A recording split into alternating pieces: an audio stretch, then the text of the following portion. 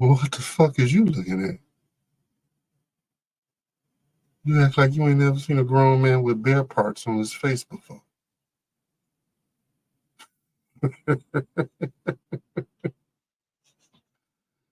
Shit.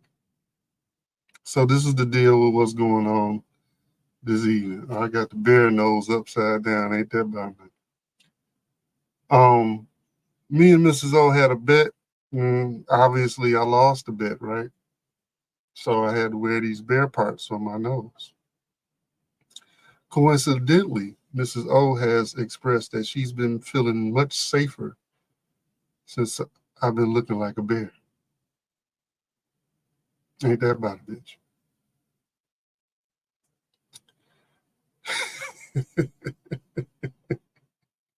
The bear wins. Women feel safer with the bear. It has been tested and proven. Bear wins. Hands down. So, man, become a bear. Fuck it.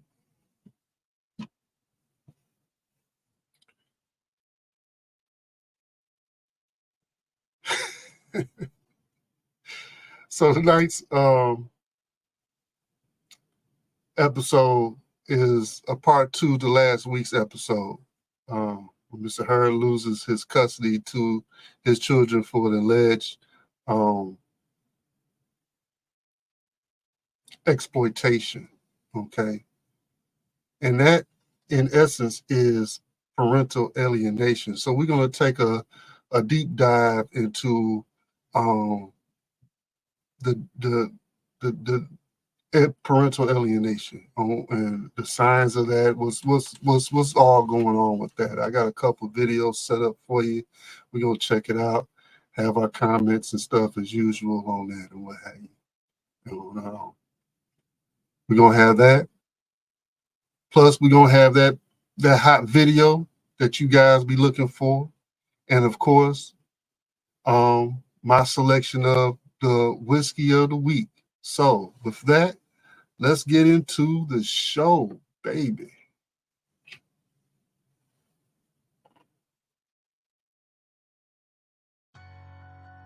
As we walk through this fight, day and night, we try to prepare ourselves for the battle that's set before us. Sometimes we fall because of our weakness and the weakness of our flesh, but yet we gotta continue to run. I'm gonna run. You have the nose upside down.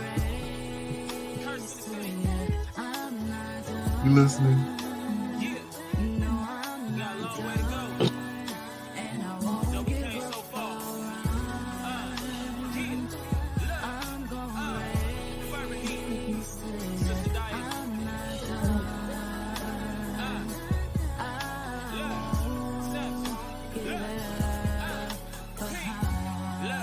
It's like this pain getting harder to hide. Only Lord knows all the anger I harbor inside. Sometimes I wanna let the tears just fall from my eyes. Thought I was something and what? Had to swallow my pride. My own family tried to get me to part from my God. They turned their ear from hearing truth cause they caught up in lies. I used to hang with gangbangers that tossed up the five. Now I just kick it with the saints and my talk with the wise. Yet I've been falling, my sins calling to tear me down.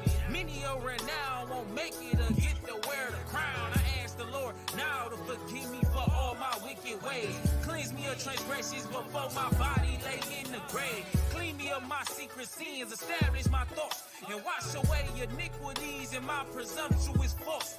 Give me wisdom from your word when I'm down and distraught, and give me strength to apply what I'm taught. And I'm gonna run.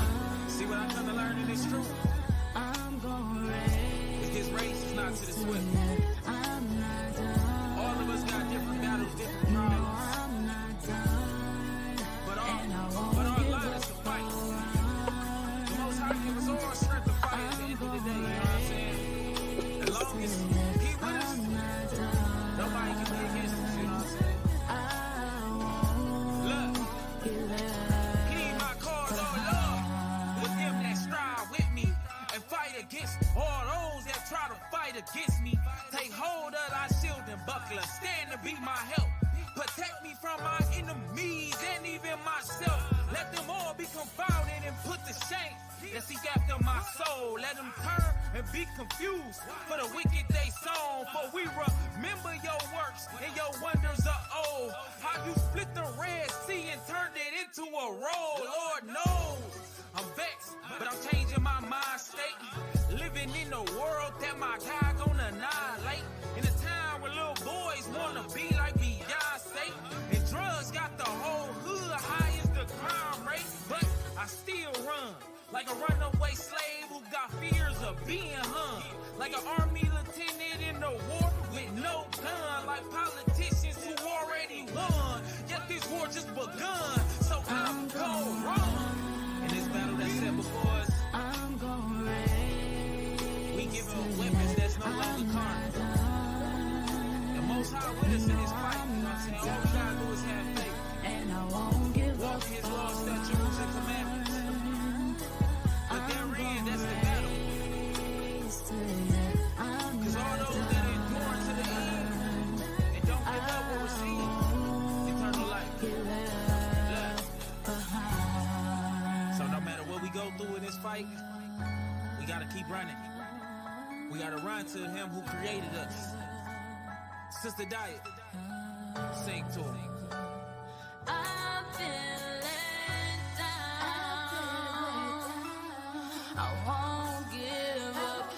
I can fall 7 times and get back up. I've seen mountains move, and it's because of you. That's why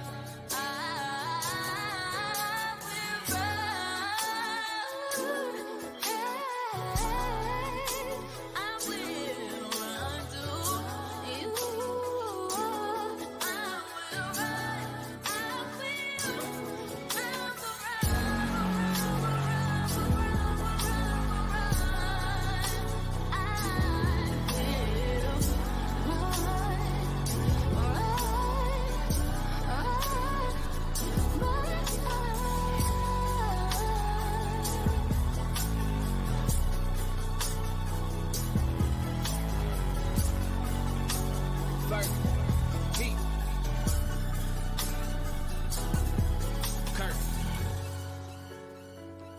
Cursed in the city.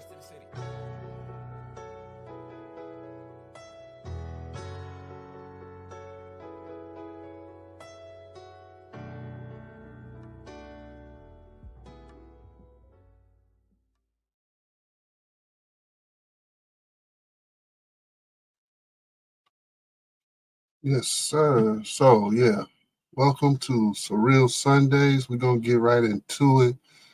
We got, let's see, this gentleman is named Darren F. McGee. Okay. He's going to talk about parental alienation, the signs, the stages, and effects. Okay. He's going to go in brief on what's going on. And for those who are experiencing not being able to see your children unjustly, and what I mean by that, there's no proven allegations involved in regards to neglect and abuse of any form, then you are being unjustly alienated from your children.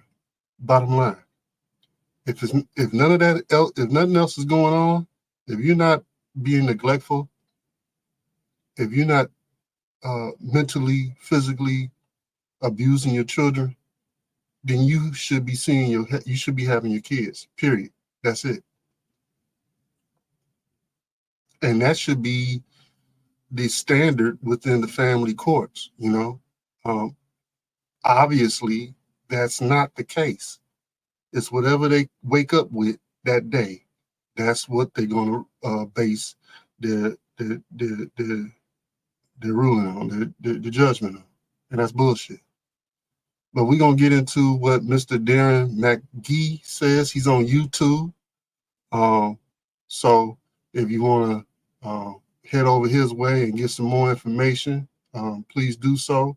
It's a myriad of information on this stuff here, but this is for mainly, I'm looking out for the fellas. And yes, there are some women who experience this as well, but from what I see and from what most people see, most men deal with being alienated from their children. So men, take a gander at this, put this in your tool belt, you know, meditate on this and glean something from it. And if you are interested in continuing to fight for your children, take this information and apply it to where it needs to be applied to. Okay. So without further ado, let's get into the video.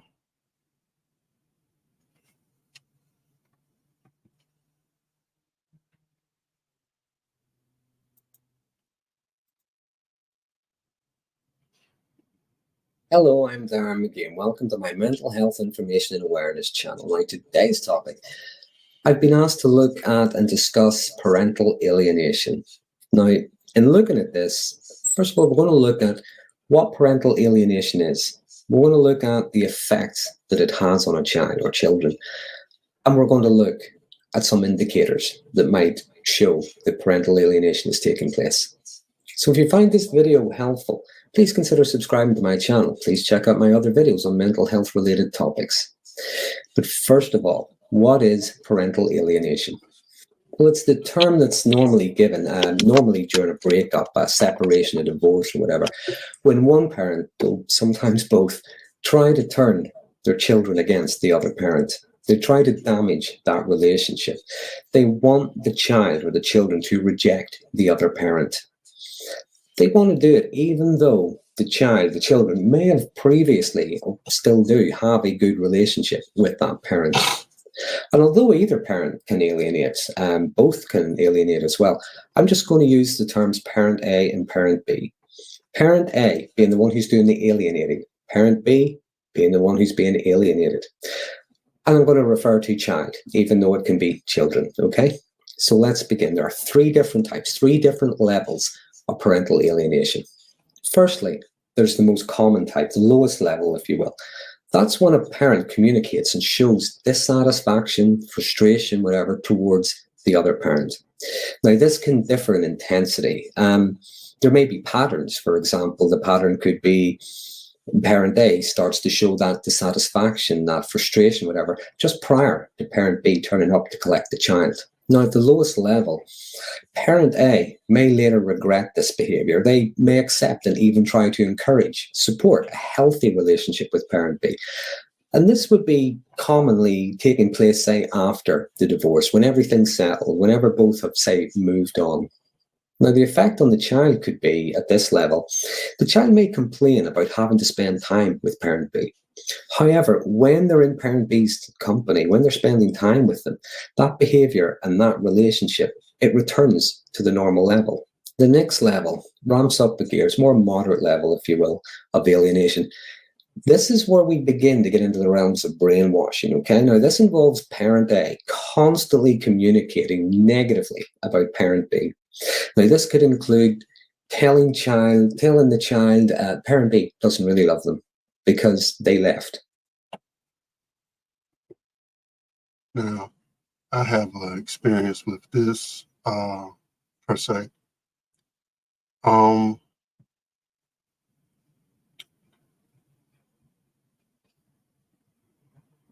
My middle son, he came to me and said, well, my mother told me that you said we was not yours, not your kids or what have you. And then I had to go to explain. I already knew where it came from because not too long ago, I don't remember exactly what prompted the response, but it was something to the degree where she was asking me of my opinion or asking me, something for advice, somewhere along them lines where she was asking me my input or, on a situation, right? And then my response was, oh, they my kids now? So it was a sarcastic, and I believe this was over email. I believe this took place over email. So my response was a sarcastic response to her, you know, asking me whatever she was asking me, because up to that point and past that point, I was not being respected as their father. You know, I was being left out of, I wasn't being let known of all the extracurricular activities that were going on, you know, and things of that nature. So, you know, I was left out of quite a bit. And oh, so now because I don't know I don't know why she decided to ask me whatever. At this moment in time, but that was my response. Oh, they my kids now. So she took that. That was an opportunity to clip, you know, so to speak, how they clip, you know, your YouTube videos and make it seem like you're saying something or doing something that you're not. So she took that and clipped it, and then told my son, "Oh, your father don't think or don't believe that you two are his children." Okay, and then he came back to me and asked me about that, and he's 13 years old. So at this time, so I tried my best to explain what was going on and to reassure him that yes, I do believe that you're my children and what have you. But and this is why I said what I said, because your mother was doing this, that, and the third. And that's how I handled that situation at the time. But man, it's very hard to do. It is very hard to do. And I don't know. You pretty much you feel like you can't say shit at any time, because no matter what you say, how you say it, it's gonna get chopped and screwed and used against you. So you know, you damn if you do, damn if you don't. You know, my. Now that I'm thinking about it and talking about it, I guess my best suggestion is, you know, keep it real simple, keep it real brief when talking to the mother. Act like you are in a corporate office situation and play that game. I had a ex coworker who described divorce and the things that come along with that as lions and tigers. When that separation comes, when that divorce is being played out, and afterwards, that woman is no longer your friend. She's not looking out for you, not even a little bit. Whatever you put out there, she's going to try to mold that into something that she can use against you. Like y'all two are Republican and Democrat running for presidency. Whatever can be used, whatever can be chopped and screwed is going to be chopped and screwed and used against you. Like when you're being arrested by the police, shut the fuck up. Don't say nothing. Make them do their job. The same thing you got to do with your wife or your ex-wife or your ex-wife to be. Shut the fuck up. Make them grasp at the air and pull something out of that and use it against you. Don't give them any material, because they will use it against you. It's lions and tigers. That is no longer your friend. Let's get back into the video. They don't want them. Parent B only wants to see them, just to hurt and annoy Parent A. Parent B is hurtful, abusive, worthless, selfish, not nice to be around. Now, at the moderate level, parent B, or parent A rather, may be so angry. They don't necessarily recognize the damage they're doing to the child, and that's why it's persistent. And the effect this has on the child is the child will strongly resist any contact with parent B. They may become withdrawn, badly behaved, even antagonistic towards parent B. And because the alienation is consistent, the child will eventually start to behave and feel the same way as they would at the high level. Now, when my middle child turned 18, I was already ghost following him on, I forget the name of the platform, Instagram. I created a page right before his birthday specifically for this purpose. So he whatever algorithms or what have you happen, you know what I'm saying, he realized that I was ghost following him. And throughout the childhood, I would call him, my nickname for him was Protege. So I would have Protege posted on my Instagram page and what have you.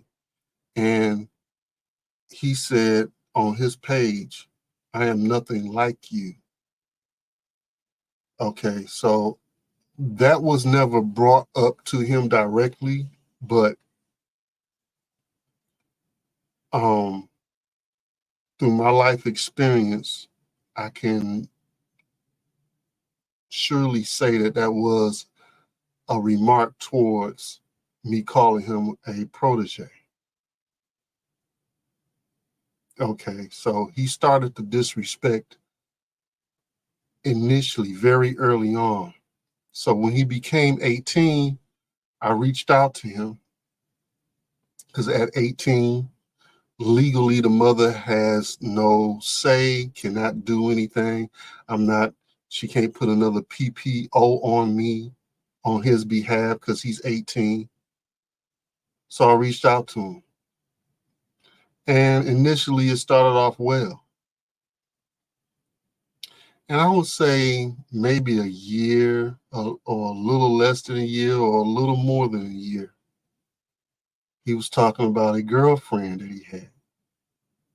So I told him in a chat that I had shared with my oldest son and him, I said, as a father will do with a loving father will do with any of his children, and especially with his sons or daughters, with his children. I gave him some wisdom, and the wisdom was pay attention to the girl's mother and watch how she treats her man, the father in the home. The father didn't know what situation this girlfriend was coming from. I didn't know if she was coming from a mother, a single parent household, whether it was just a mom, or if there was a stepfather in the household, or a wannabe stepfather, which would be a boyfriend in that marriage. So my advice was pay attention to the mother and how she treats her man. That's what you got. And then I gave him a script out of Proverbs, to paraphrase, saying that the daughter is like the mother. And for some odd reason, it went in his ear, got filtered through the manipulation and whatever training that the mother had put in him. And then he came back and said, don't talk about my mother like that. And he took offense to it when the message had nothing to do with his mother. It had something to do with his girlfriend. Pay attention to how your girlfriend's mother is treating her men, and that's what you are going to get. Till this day, he's tried on at least two situations to go on, but I will not let that go on because we need to have a conversation on that. And I told him he just, about 6 months ago, maybe a little more, maybe a little less, he has a child of his own now at 20, 21 years old. And, my thoughts on that is, I was in the same position at your age as well, but my advice is that you're moving too fast. However, he wanted to, quote unquote, move on because he wanted me to be part of the grandchild's life and what have you. And I told him, no, we're not going to move on. We're not going to move on until we have that conversation about what transpired, what transpired back then in regards to you um, interpreting that I was speaking about your mother, you know. So I have other comments and beliefs and thoughts on that as well. But that's besides the point in this program. The manipulation that the mothers do on these children are very strong. And for the alienating parent, you already in the negative, you in the hole. It's going to be a uphill battle, a very steep mountain to climb, and you got molasses and oil and all that other stuff running down that mountain to further the resistance of you trying to be successful in that regard. So let's get back into the video. Because at the high level of alienation, there is relentless, continual, harsh criticism, hatred towards parent B. Parent A will even rage at the mention of them.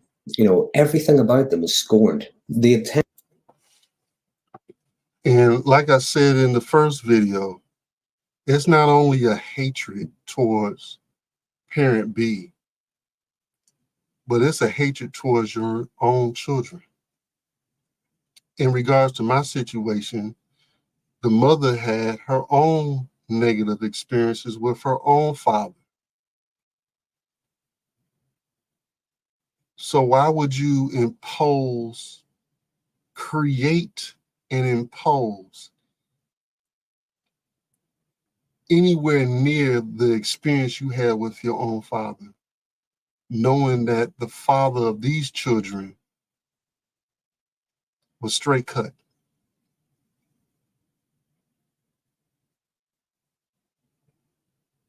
Is because she don't love her own children. You can hide behind the facade of putting them in sports activities and dance activities and showing public face to everywhere you need to go with these children and what have you. But at the end of the day, in the spirit, you hate these children. To ask for or to express that, and this is right before the divorce, that you wish that it was just you and them, and then turn around and write a book about being a single parent, something like shout out to Mr. Palmer. You were not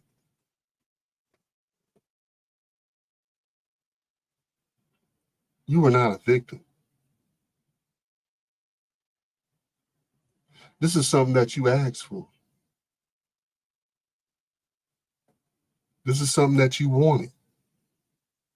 And then turn around and ask for public sympathy.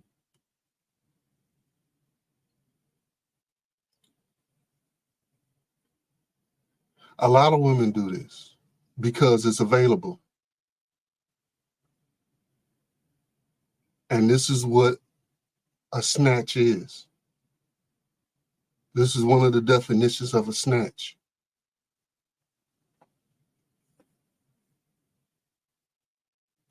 To put things in play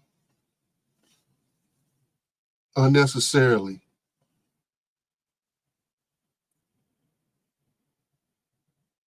Because of your anger and your selfishness.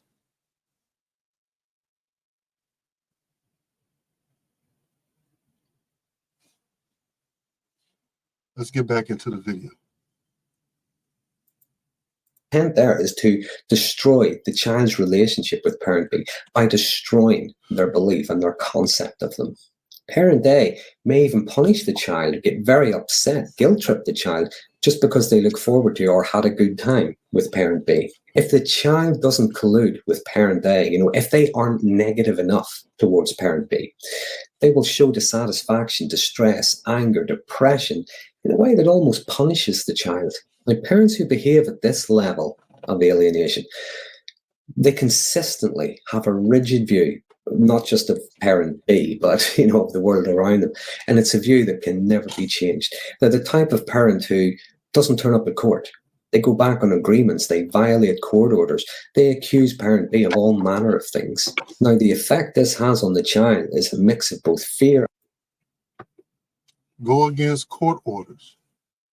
One of the things leading up to me saying fuck it with this situation. So I'm from the Detroit area. And at this moment in time, my children are in Virginia. Not going to specify where, but Virginia is far enough away from Detroit, period.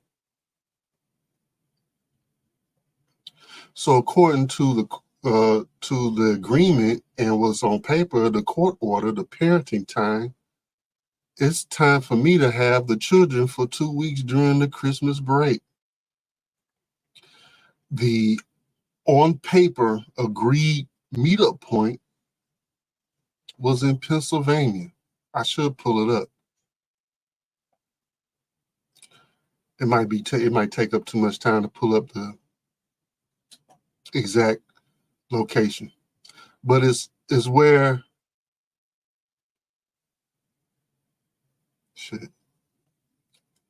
I'm taking Detroit through Ohio, the turnpike. I guess that's 90, 80, and 90, whatever goes through Ohio and goes through Pennsylvania, and then you go into a small town in Pennsylvania somewhere, and you get on the road or what have you, do a little turnaround or what have you, and you get back on the freeway or the expressway, and you go south, and then it takes you through Pennsylvania, and you go through Maryland and what have you, go around DC and what have you, and then you start going into the Virginias. So that little area that 90 or what have you stops at, and you get off and what have you, that's where we meet up at.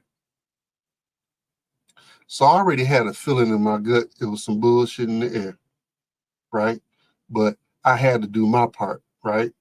So I took I think it was like probably a 3-hour drive there, 3 or 4 hour drive there to meet up to nothing.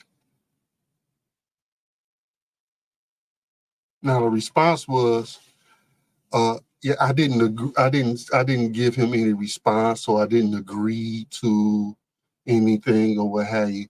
She said she said absolutely nothing. I gave my what the court said for me to do was to communicate with the mother on my intentions, that I was going to go. My intentions was to exercise my parental time, and I did that through email.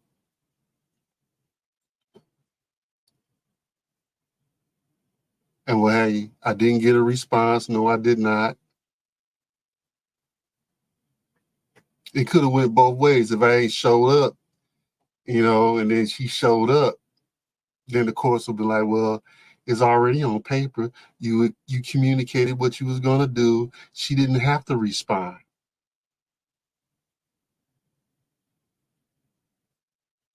So I did everything on my behalf, so it wouldn't say that I wasn't trying to exercise my parental time. I show up at the meeting spot, and it was no one to meet.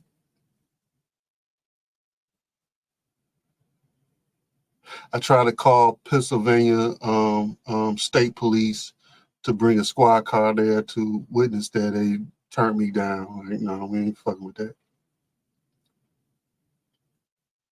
I tried to save all the receipts and stuff that, I accumulated along the way. They've faded. The ink has faded by now.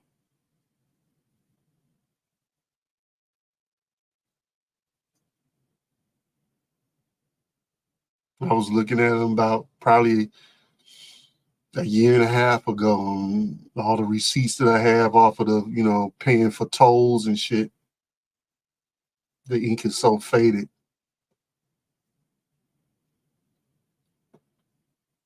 So this is an example of the custodial parent not doing what they're supposed to do on their behalf. So when this happened, this is the beginning of me saying, fuck it. I'm not about to travel all over the U.S. on dry runs for this bullshit.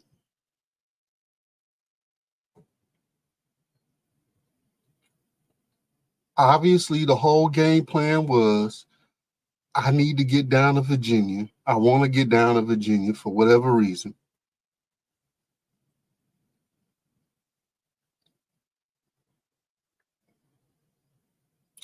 And then once I get down to Virginia, whatever agreement I've agreed to, I'm going to renege on. And then he's going to have to spend the money to fight that shit again. But by this time, I'm nearing my wit's end.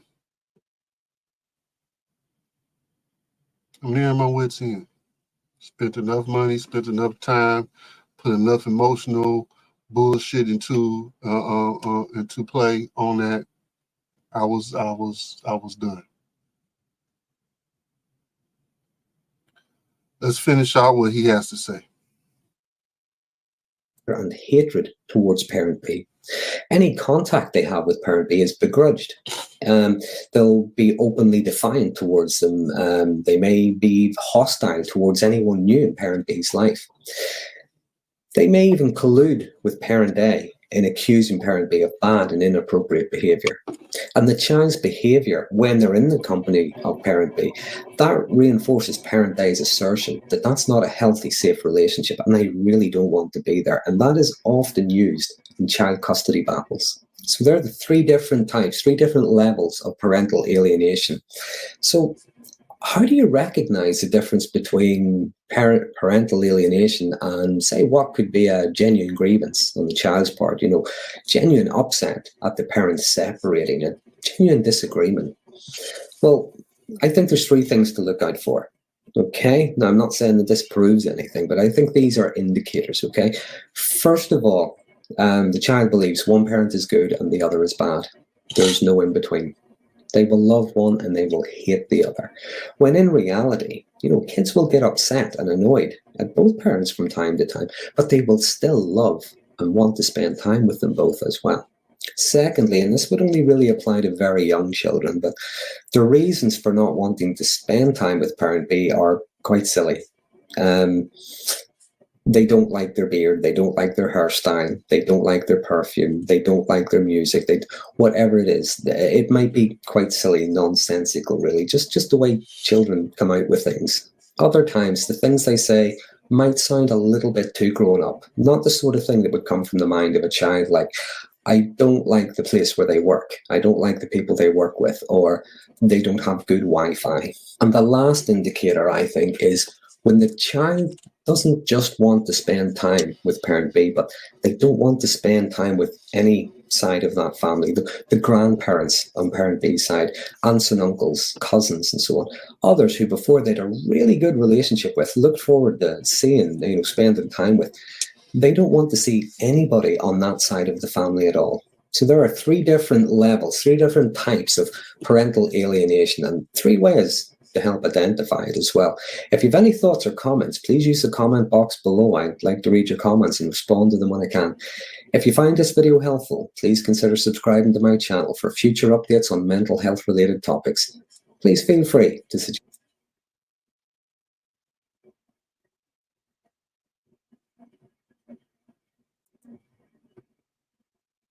So there's levels to it. One of the levels is that, the child doesn't want to have anything to do with the non-custodial parent's family or him or her, Now, my son, when I reached out to him, he responded. I did the exact same thing for my daughter. When she turned 18, I got on Instagram and tried to reach out. She blocked me. She doesn't want to talk to me. So the only thing that I can imagine for a daughter to act that way towards her father is if she was told that she was touched by him.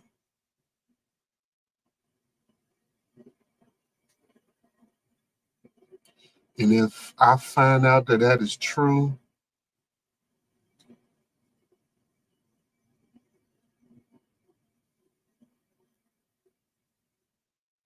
I'm going to have to do a lot of praying.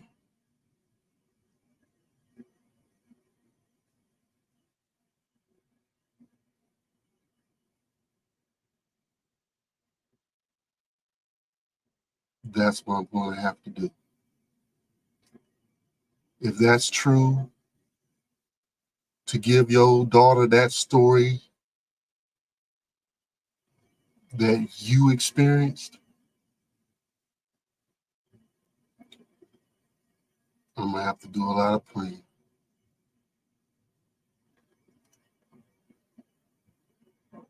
I will get past that.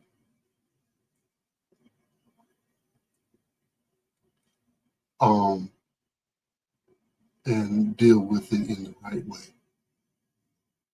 It's going to take a lot of stepping back, taking deep breaths, recouping, getting myself back together, and coming forth and dealing with the situation in the healthiest and best way possible. But for a daughter to be that way towards her father, that's, to me, in how I think, in my imagination, that's the only scenario, that's the only story that can get a daughter to act that way towards her father.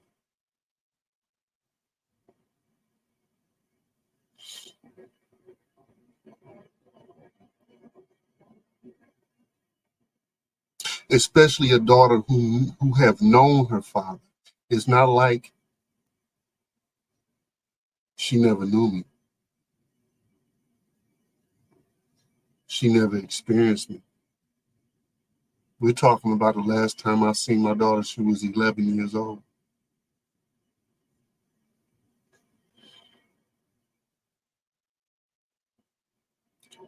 Up until that point, it was pretty regular to a degree. But enough interaction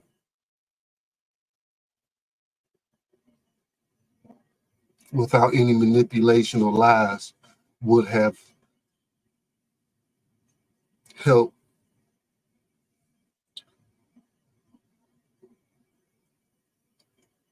through the years of absence. Like when a daughter or what have you, or a child or what have you, loses their father or their mother, because they did something stupid and they got to go to jail for a couple of years. That love, that admiration, that never leaves. That's still there. When they come out, back out and what have you, it's tears rolling down their face and what have you. They happy.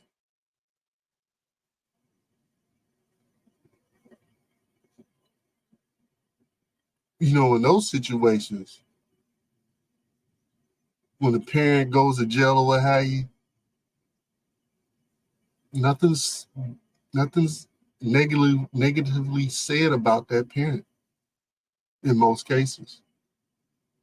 And that child still has the same regard for them. When they left, they got that same regard when they come back and they express it.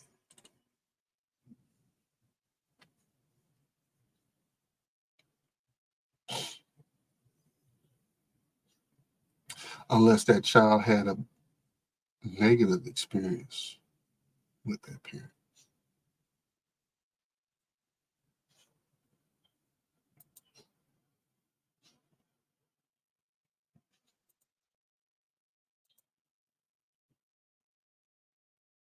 We're going to dig a little bit into this next video. It says the 17 strategies employed by a favorite parent to alienate children against the other parent.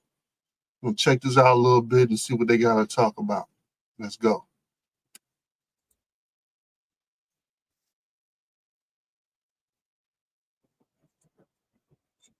Rejected or targeted parent. The presence of these alienating behaviors of Dr. Amy Baker has identified 17 strategies employed by a favorite parent that causes parental alienation against the rejected or targeted parent. The presence of these alienating behaviors of the favored parent is one part of the 5-factor model in diagnosing parental alienation. The strategies are referring to targeted parent by the first name, bad-mouthing, creating an environment in which the child doesn't feel free to display photos of, talk about, or engage in activities with the targeted parent, interfering with communication, limiting contact, telling the child the target parent doesn't love him or her, creating the impression that the targeted parent is dangerous, cultivating dependency, forcing the child to choose, forcing the child to reject the targeted parent, withdrawal of love, confiding in the child, asking child to spy on targeted parent, asking child to keep secrets from the targeted parent, changing child's name to remove association with the targeted parent, referring to step-parent as mom or dad, and encouraging the child to do the same, withholding medical, academic, and other important information from the targeted parent, and keeping the targeted parent's name off of medical, academic, and other relevant documents. The presence of these alienating behaviors makes one part of the 5-factor model for diagnosing parental alienation. Watch the video about the 5-factor model for diagnosing parental alienation for more information. Written by the Parental Alienation Study Group and produced by the Law Center. To learn more about them, click the link in the description portion of this video. Parental alienation is a pathological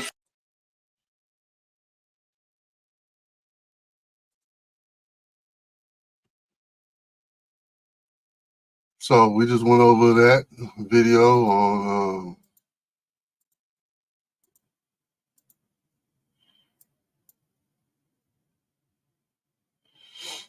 trying to go back, the 17 signs of parental alienation.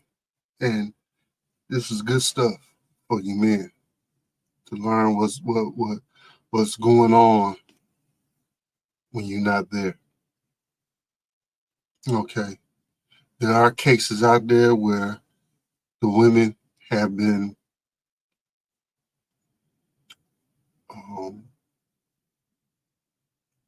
they've been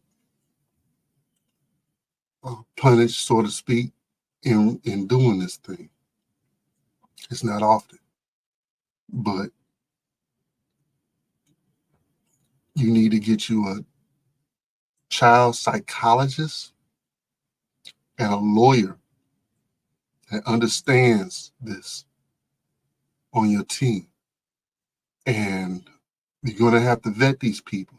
I had 2 lawyers in the time span that I was trying to fight this parental alienation. Okay. I didn't know parental alienation, the name. I didn't even know that was a thing. I just know what I was going through. I didn't know it was a title or a name to it. Okay. I had no direction. I had no one intellectually talking to me and pointing me one way or another. And all I would do is put in a Google search at the time for lawyers that were for that claimed to be for men. Shout out to that lawyer, that female lawyer in Southfield. You ain't shit, for real. I ain't even gonna mention her name. She advertised on FM 98 FM in Detroit. You need to stop. Wouldn't return my phone calls because she taking a case in Chicago.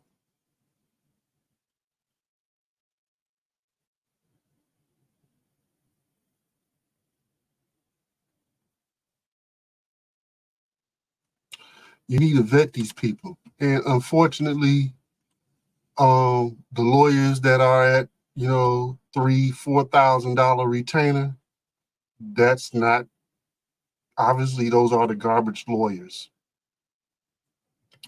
Because that's what I was spending for a retainer, $3,000-$4,000 for a retainer to hire these lawyers. So you're gonna need to spend, obviously you're gonna need to spend more,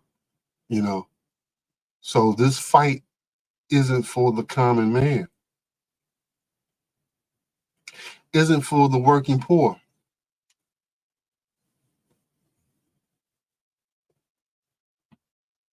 Isn't for the lower class.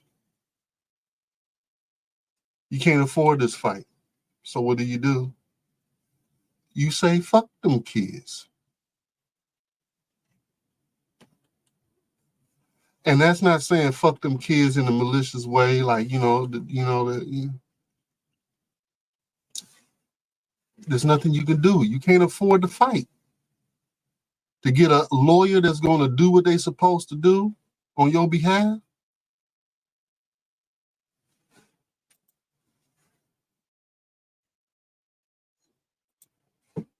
it's not going to happen.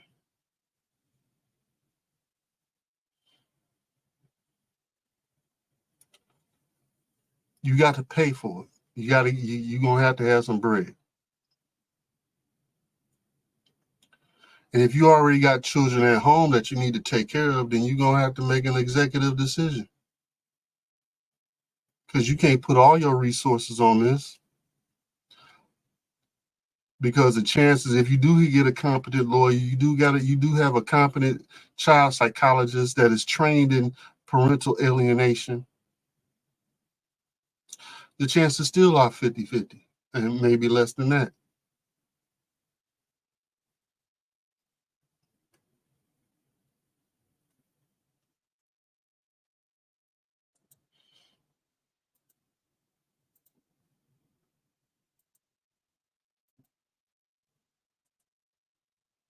I got one more video we're going to, take a look at. It's about 5-6 minutes long.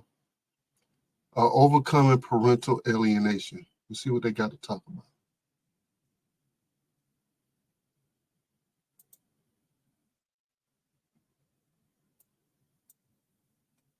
Parental alienation is a pathological phenomenon in high-conflict divorces where one parent sabotages a child's relationship with the other parent. If the offending parent is successful in their mission, the child totally rejects the targeted parent. This would be severe alienation. Mild and moderate alienation involve partial rejection of the parent. What an alienating parent doesn't realize is that a child's harmed tremendously by the total or partial loss of a parent. Short-term and long-term negative consequences have been found as a result of a child's alienation. In its severest form, parental alienation is child psychological abuse as listed in DSM-5. There are many roadblocks in the diagnosis and treatment of parental alienation. An offending parent will vigorously deny being an alienator and confuse others by proclaiming that they're the victim. The alienated child will be strongly allied with the favored parent and claim that they alone have rejected the other parent without coaching or other influence. The alienated child's attorney, the guardian ad litem, often has no mental health training and will accept what the child says at face value, thereby reinforcing the alienation process. The alienating parent's attorney will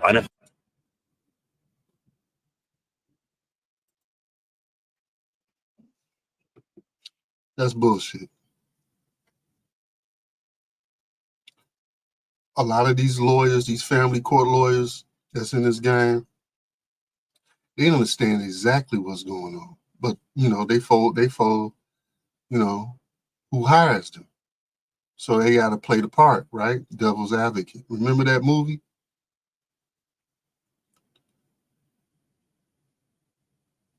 So they know what's happening. They themselves might not agree. But they hired to play the part, so that's what they're going to do. These lawyers know exactly what the fuck is going on.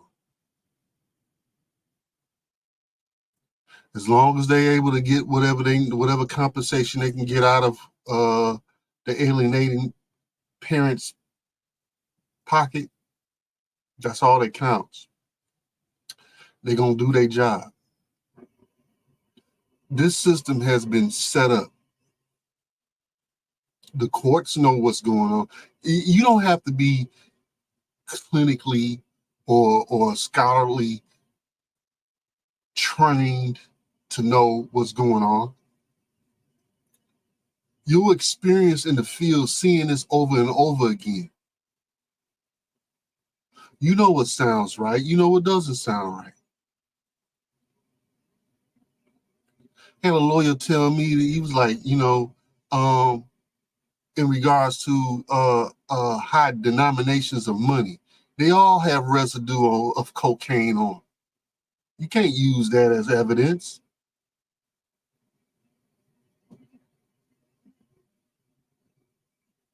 Every denomination, 20 and above, has a residue of cocaine on them. You got cocaine in your wallet right now.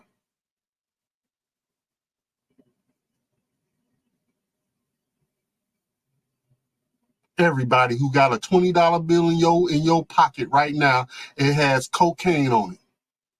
Everybody. So they can't use that as evidence. That's been established. That's old. That's old school.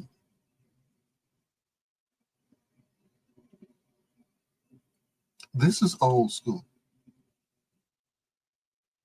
When a woman comes up with her bullshit story or what have you and tells the prospecting lawyer what's going on, he already this bitch is on some bullshit.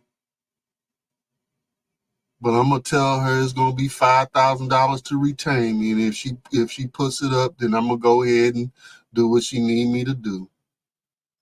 And she puts it up, and he do what she need her to do.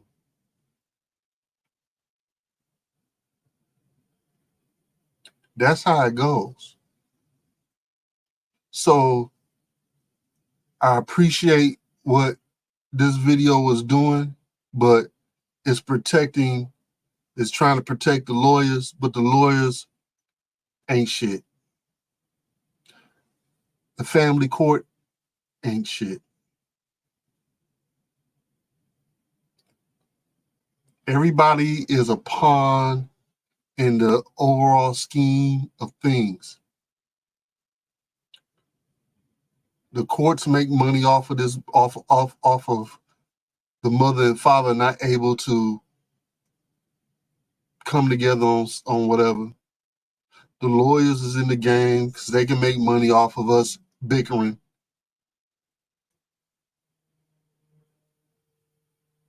And that's what it's all about to them. They don't need the training. They already know what's going on. They got the training. They got the experience by working with a myriad of people doing the exact same shit before you came along.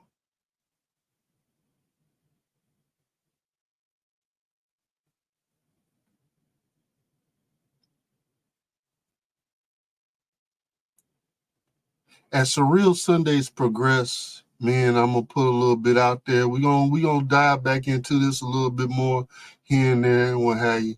There's some videos and what have you that I came across that I want to put out there on what you can do to help combat this or what have you. Because I found some things in putting this together. I found some other information that can help combat this.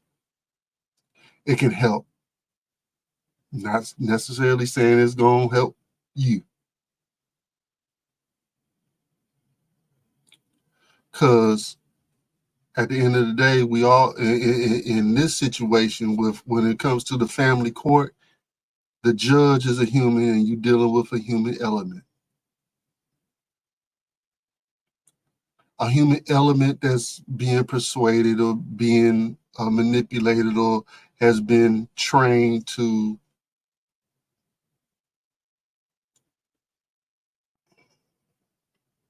do the status quo. The courts want to make money. This is a money stream. It's an agenda out to destroy the family. It's an agenda out to keep a war between the genders. There's only two genders.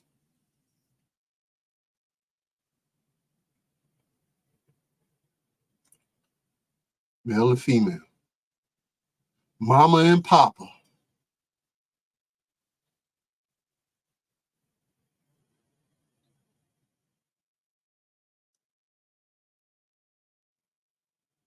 And its agenda for the female or the woman to be over the man.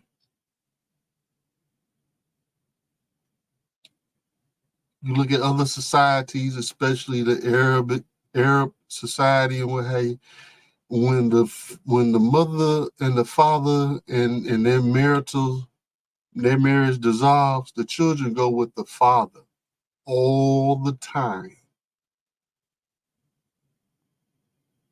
In Arab societies that follow their Quran.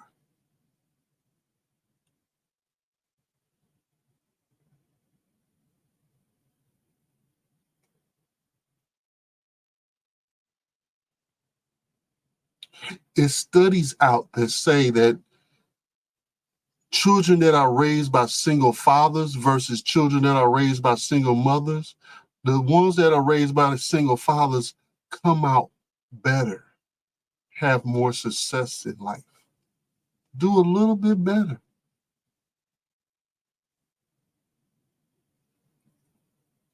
So it's not only evidence that the father is needed,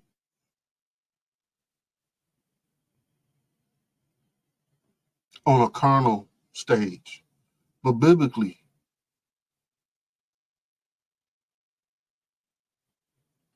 as well. Let's go ahead and finish out this video.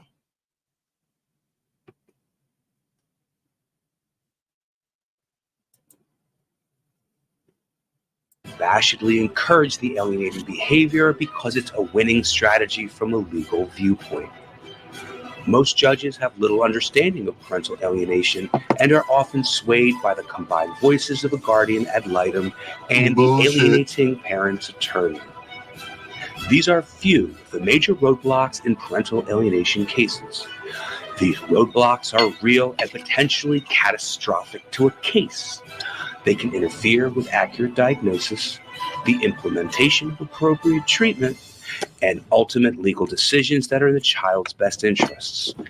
These roadblocks can turn a case upside down so that the alienation is missed or dismissed, or worse yet, that the wrong parent is identified as the alienator and the child is placed or remains in the care of an abusive parent.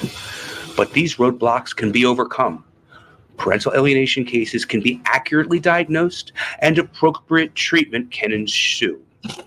Here's what needs to happen. First, the targeted or rejected parent needs to make sure that a forceful attorney and an experienced mental health expert are on the team. Both professionals are critical to success. Neither can win the case alone.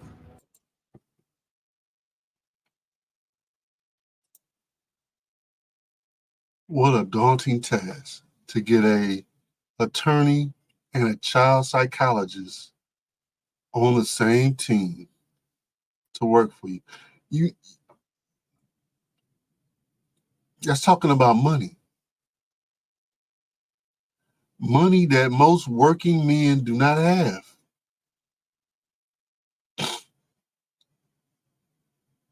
I tried to get a psychologist or psychiatrist. I think she was a psychologist, a friend of my mother's. Didn't want to get involved. Just want her to interview the children.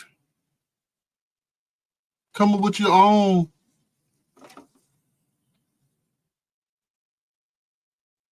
conclusion and tell me what you see. Didn't even want to do that. So, good luck, man. Good luck. It's a glimmer, a little twinklet of light out there for you.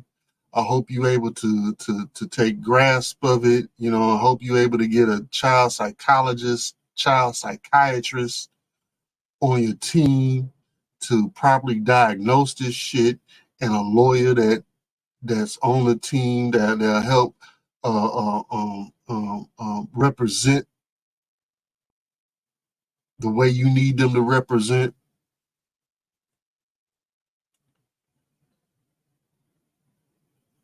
But this video is saying what you need to do. Man, these are major variables. Major variables. It can be done. But what are the odds? Do you have the funds? Do you have the money? Do you have the resources to see this thing through? Child custody cases can run you almost up to $100K easily.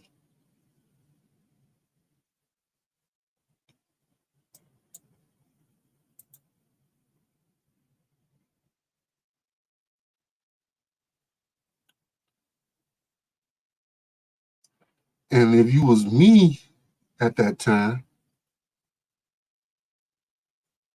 lower middle class, right up underneath $100K, you rolling the dice.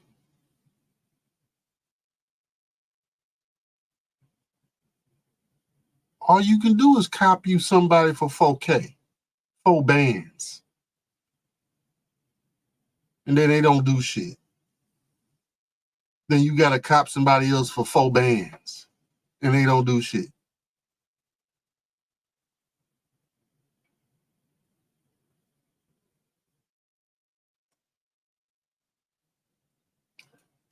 That's when you got to make an executive decision. And you got to cop the attitude. And this is the attitude to help you sleep at night. Because you really ain't about this. But this is the attitude. You got to say, fuck those kids. Fuck those kids. Fuck those kids.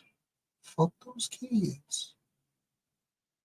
You got to say it just to help you sleep, just to so you can push through to the next day.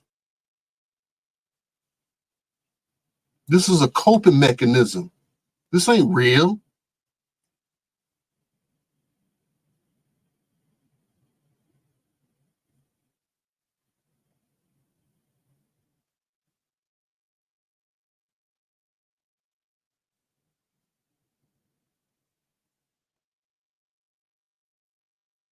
This is not how you really feel. This is a coping mechanism. You got to push that shit to the back, push that shit down so you can go ahead and do what you got to do for the next day. For yourself and whoever else you decided to take care of.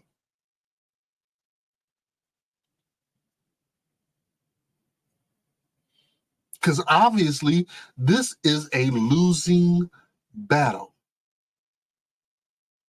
for most of us. Now, if you balling out of control, you got that Maserati, you got that Bentley, you got that 5-bedroom house with 16,000 bathrooms and shit and all that carrying on where you can take a band and use it as tissue and shit and sneeze on it, then you can do this thing. You can fight this battle. But for the most of us, nah, it ain't happening. We got to make executive decisions. We got to decide what to suppress, what we need to suppress to move on.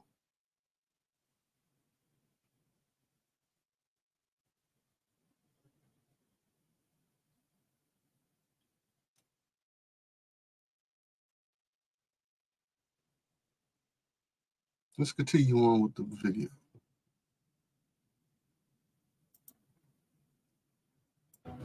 The mental health professional must have a strong understanding of the specific family dynamics associated with parental alienation.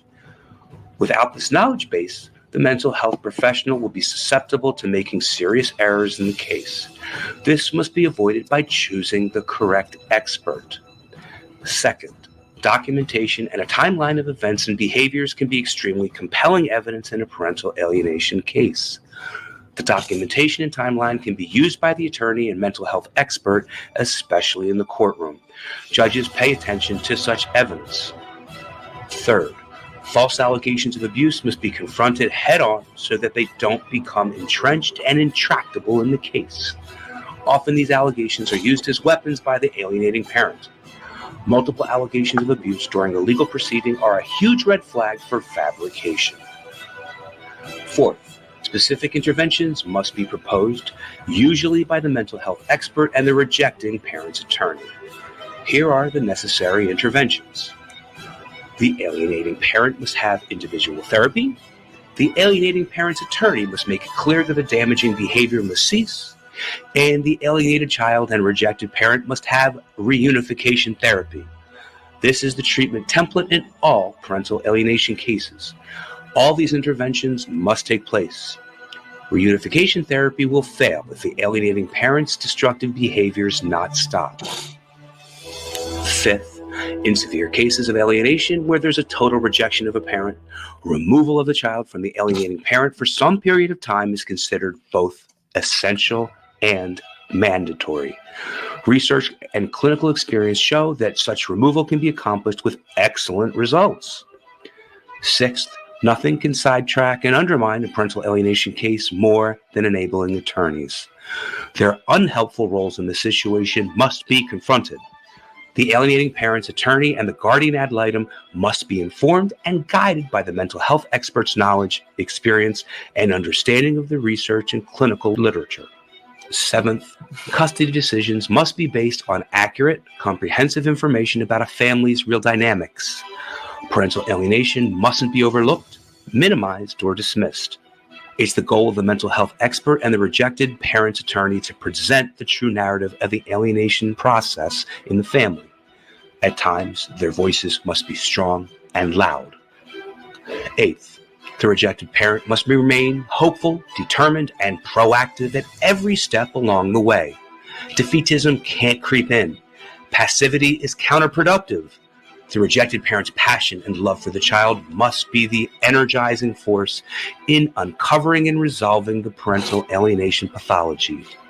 In some, parental alienation cases can be managed effectively. It requires an experienced and assertive mental health expert, open and thoughtful attorneys, and a truly interested judge. These steps can lead to success. Overcoming parental alienation is within grasp. Written by Dr. Alan Blotke and produced by the Law Center. Click the link in the description portion of this video.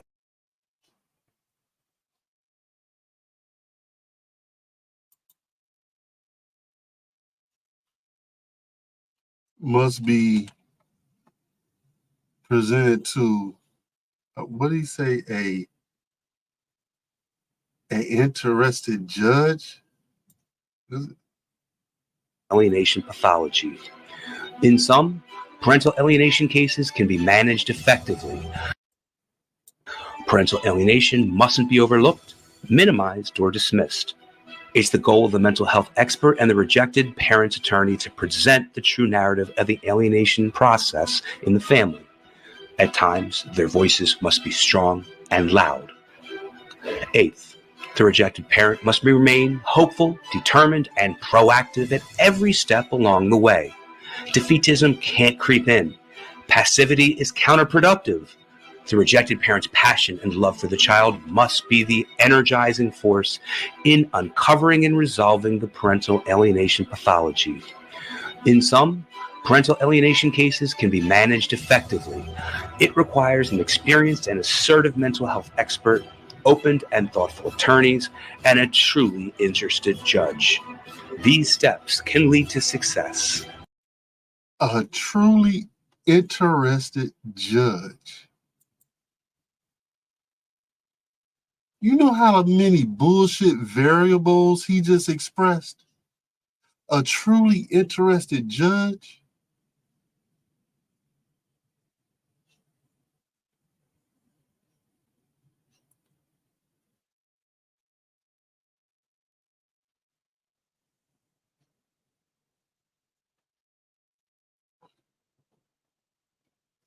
And most of these judges are not truly interested. They want to get your ass, you on a docket for the day, and they want to get the docket over with so they can go home or go wherever and get into whatever bullshit they like to get into. There's not that many interested judges.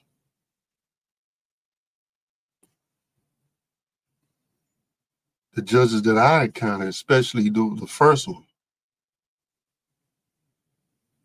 and I'm gonna call his ass out. He's retired Judge Eugene Moore of Oakland County Circuit Court. Fuck you, for real.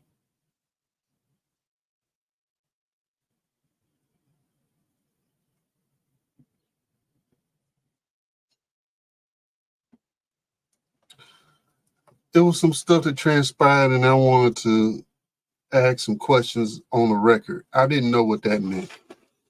The clerk asked me, "You want on the record?" I said, "Yeah, sure. It's on. Fuck it, let's do it on the record." So they had a judge come back out, Mr. Judge Eugene Moore, and what have you. And before I even stated whatever I wanted to, it wasn't a statement. I wanted to ask whatever I wanted to ask. And we talking about 2008. So what? We almost this 2024.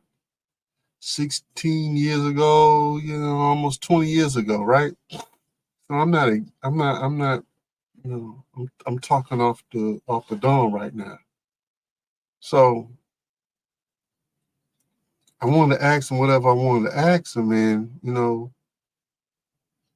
he was kind of aggressive, and I was like, my posture, my countenance, wasn't what he wanted. So his thing was, contempt of court, for disrespect. And I'm like, for what? Because I ain't even said shit, and you already on that. When I expressed that, then he kind of came off his soapbox and was like, okay, what you want to ask? And I asked, and he was like, I don't know. That's something that you got to come up with your lawyer with, knowing damn well you do know you are you're not only the judge in Oakland County, you are the judge in Oakland County. So you've been there for a while. And judges used to be attorneys. They know the process. So when judges tell you they don't know the process, and especially when they're the lead judge or the head judge of the court, the one that sets all the rules and what have you for everything, they know the process. They know the process inside and out. But then they'll fall back and be like, it's not my job to give you legal advice. It's a choice. They can if they want to. And it really wasn't legal advice. It was more of a question of, the motives or the procedures or what have you, you know what I'm saying? In which, no, spend the money, ninja, and find out the process. But if you continue on with with your so-called, rebellious, continence, I'm gonna set you up for 30 days in the county.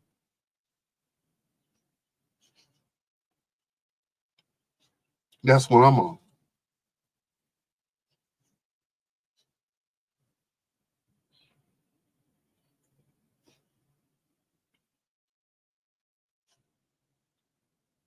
These judges know exactly what is going on. When they hear the story and what have you, and then there's no supporting evidence or what have you, they have in this decision to say, okay, enough with the BS. I'm gonna throw this out. I'm not listening to this. Or they do what they do the most and consider it.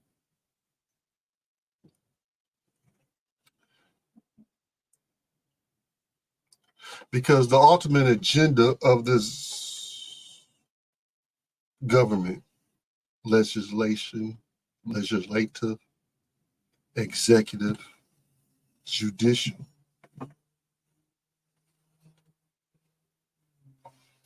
is to destroy the family dynamic.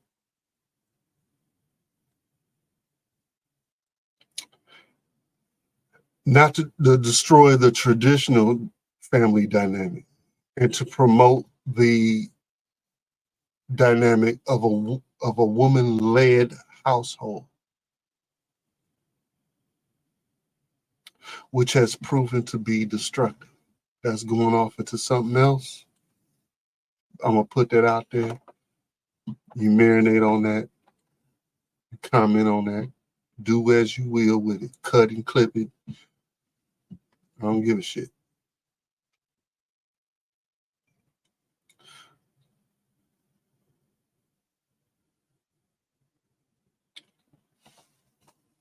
Just like I said in my conclusion, in the first episode, in part 1 of this episode, I'm going to say this again. For you ninja snatchers, not just ninja snatch, any snatch, Idumean snatch, Moab snatch, Elam snatch. And as this program progresses, we'll find out the definitions of what I just expressed. You can ask me in the comments, and we'll bring it out on the next episode. That's what we'll do. You want to know what the hell is a Moab snatch? What is a Idumean snatch? Well, you know what a ninja snatch is, but if you want to know what the rest of those snatches, it's the same goddamn snatch, goddammit. If you pose an obstacle, if you put in place situations for your children's father to overcome unnecessarily, you are a genuine snatch. And most of all, more importantly, not only do you hate the man that you trying to fucking destroy, but you hate your children.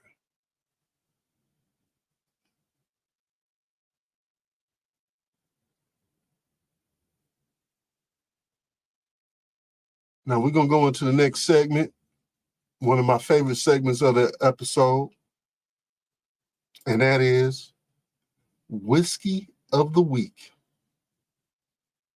That's right, Whiskey of the Week. And to this week's Whiskey of the Week is a scotch that I really enjoy, and that is the Benriach Smoky 10. Ooh, boy, this is delicious. Absolutely delicious. The Smoky 10. What is smoky in the Scotch world? Is when they use a peat moss in the process. Okay. Yeah, if you intrigued by what I just expressed, you know what I'm saying? It's content on YouTube for you to understand what I'm talking about. But the peat moss provides a smoky flavor to the Scotch. And that's what I'm really into. It's moderately smooth, so you might want to, grab you a bottle of water to follow this down, to chase this down. But the flavor is outstanding. Benriach, the Smoky 10.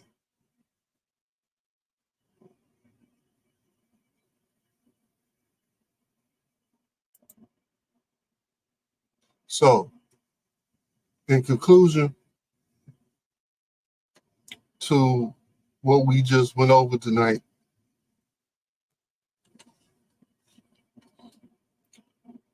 you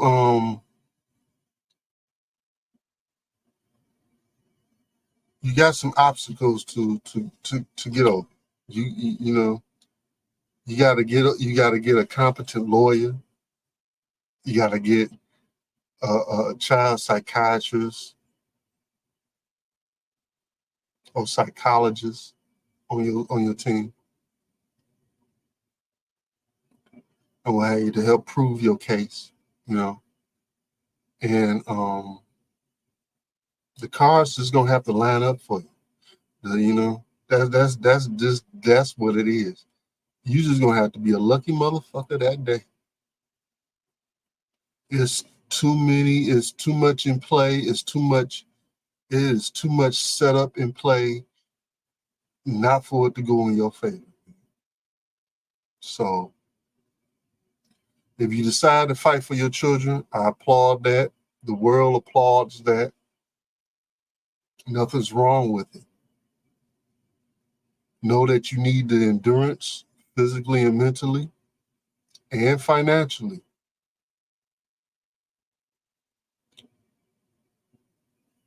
And I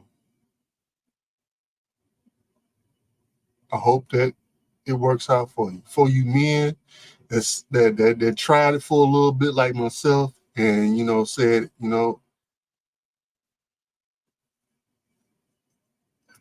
I got shit to do. This is a losing battle. Don't feel bad about that, man. Don't beat yourself up about that in hindsight. Because the game was set up for you not to even get the kids in the first place.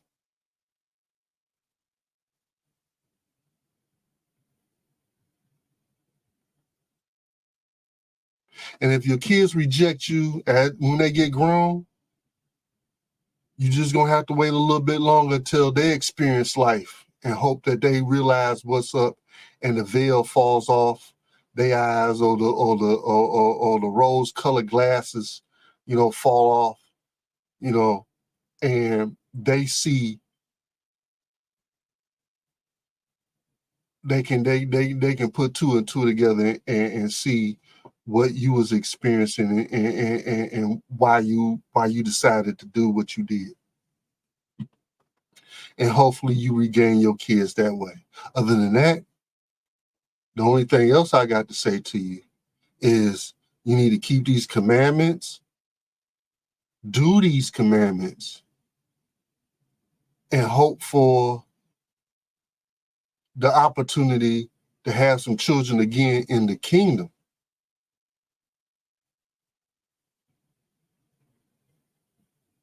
And look forward to that.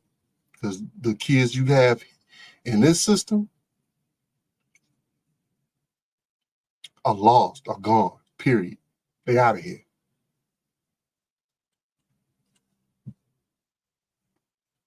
They out of here.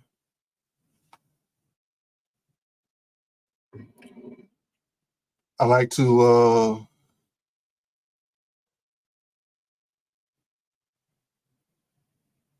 hey, if you enjoy the content that the Mrs. O show is bringing to you, you need to hit that like, you need to hit that subscribe, you need to comment, and you need to share. Okay, we appreciate if you do those things: like, share, comment, subscribe.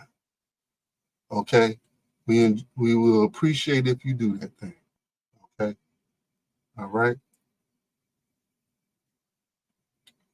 So with that ends our episode on this topic, part 2. We're gonna go into something else next week, and enjoy the rest of your Sunday evening. Shalom.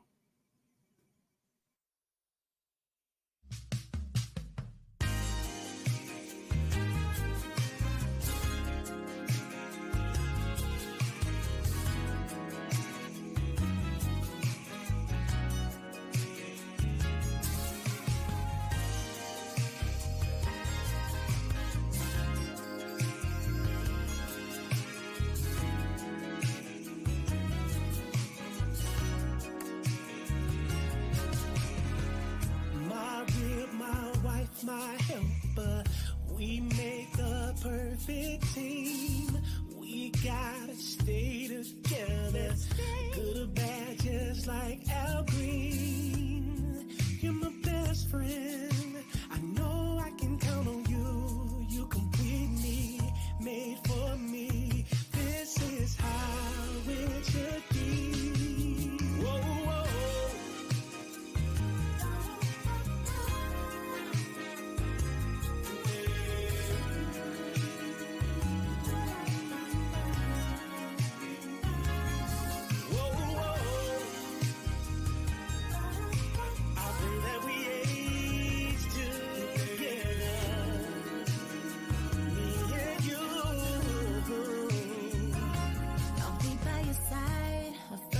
Wife, your biggest supporter, I won't get out of line. Your possession you give, mother at home, teach the kids. Yeah, you're my best friend. I know I can count on you to lead me. You complete me. This is how it should be.